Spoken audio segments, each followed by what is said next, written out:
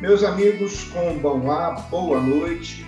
Estamos aqui novamente para dar sequência aos nossos raciocínios, aos nossos devaneios. Nós estávamos falando sobre o conhecimento da verdade, e aí entramos no ceticismo, falamos do pirronismo e vimos alguns argumentos que o ceticismo utiliza. E o primeiro dele foi os erros dos sentidos. E a ideia era ter acrescentado este comentário na outra aula, mas ia ficar muito longa, então a gente separou por isso. Bom, com relação aos erros dos sentidos, vamos fazer uma análise e começar colocando que não existe verdade e erro, a não ser no juízo. Nós já vimos isso em lógica, não podemos nos esquecer. Então, não existem erros dos sentidos. Então, esse é o primeiro argumento deles, e vamos desmontá-lo. Estes, os sentidos, têm como única função a de nos fazer apreender as aparências, ou fenômenos, que é aquilo que aparece. E nisto eles são infalíveis. A vista não erra ao perceber como quebrado o bastão mergulhado na água. O erro não pode residir senão no juízo, que é um ato da inteligência. A este, o juízo, incumbe criticar os dados sensíveis antes de julgar, comparando as percepções dos diferentes sentidos que se referem ao mesmo objeto.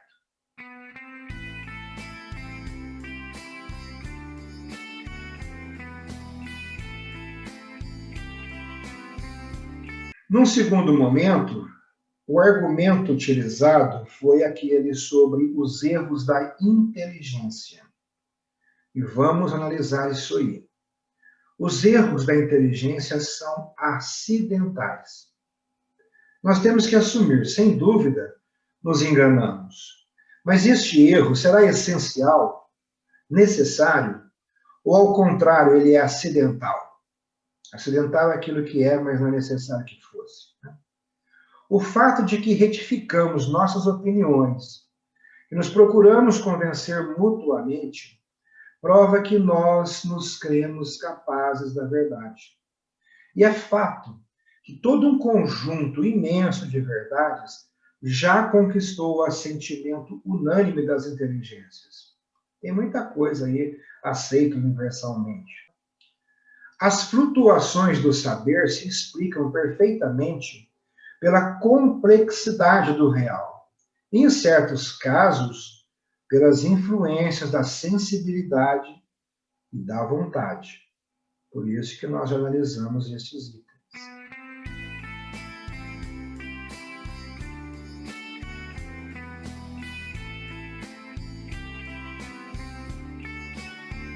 Podemos verificar, então, sem cair num círculo vicioso, a veracidade da inteligência.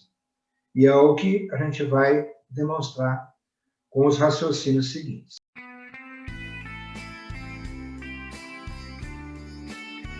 Primeiro, a verificação experimental. Há muitos meios de verificar o valor de um instrumento. Um deles consiste em servir-se dele. É o caso do marceneiro que experimenta a serra serrando a madeira. Da mesma forma, o valor da inteligência se verifica na constituição da ciência de que ela é um instrumento. Então, a ciência se desenvolve, permite-nos uma ação eficaz sobre a natureza, o que seria inconcebível se não tivéssemos um conhecimento certo e preciso desta mesma natureza.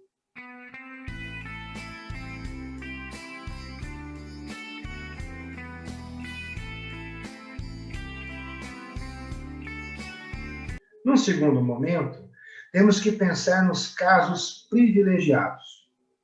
Isso acontece. Porque há, entretanto, na ordem especulativa, casos privilegiados em que a inteligência apreende evidências absolutas, como é o caso da intuição dos primeiros princípios, que já falamos bastante disso lá atrás. Então, neste caso, a evidência é suficiente por si mesma e é para si mesma sua própria luz. A inteligência, neste caso, percebe na sua atividade espontânea a infalibilidade de que é dotada quando se exerce segundo sua lei, o que é submeter-se ao objeto. Então, nós falamos que a inteligência, nesse caso, percebe na sua atividade espontânea a infalibilidade de que é dotada quando se exerce segundo a sua lei, que é a de submeter-se ao objeto.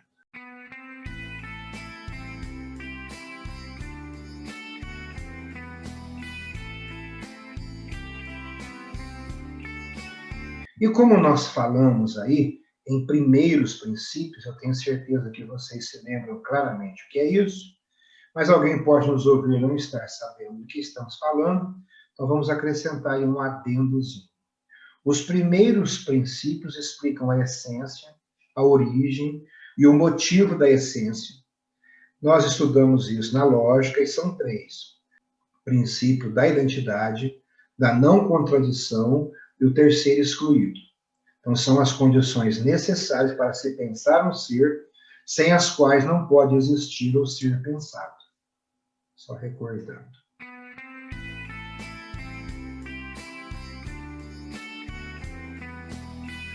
E nós falamos também sobre os erros do dialelo. Isso aí é a argumentação utilizada pelos céticos.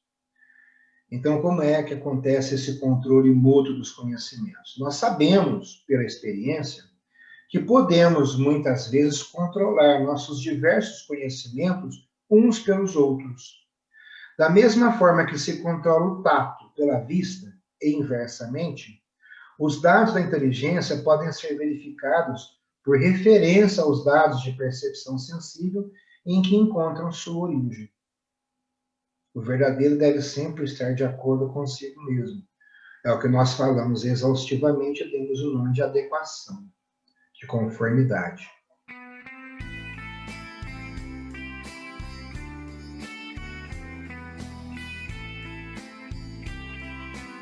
Podemos afirmar, então, depois de analisar estes argumentos, que o ceticismo é contraditório. Contra o ceticismo, de um modo geral, podemos mostrar que ele não consegue defender-se sem contradição. Prestem bem atenção. Se afirma que nada é verdadeiro ou certo, afirma ao mesmo tempo que ele é verdadeiro ou certo. E que nada é verdadeiro. Existe, então, alguma coisa de verdadeiro.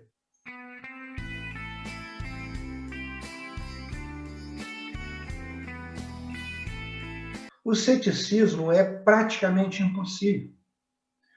O cético, para ser lógico consigo mesmo, não deveria falar e nem se mexer sequer, uma vez que toda palavra e todo gesto implicam em alguma afirmação. Aristóteles diz muito bem que o cético desceria ao plano de vegetal.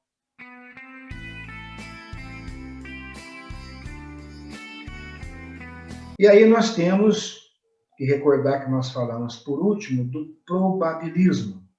E também vamos colocar que ele é inconsistente.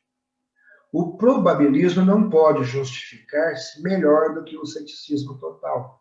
Porque desde o instante em que admita que há coisas mais prováveis do que outras, reconhece que há um critério de verdade, segundo o qual se estabelecem os diversos graus de probabilidade. Ora, se existe um critério de verdade, é possível chegar à verdade. Deve-se, então, concluir, de toda essa discussão nossa, que o ceticismo não pode defender-se validamente e até que ele se destrói ao se afirmar.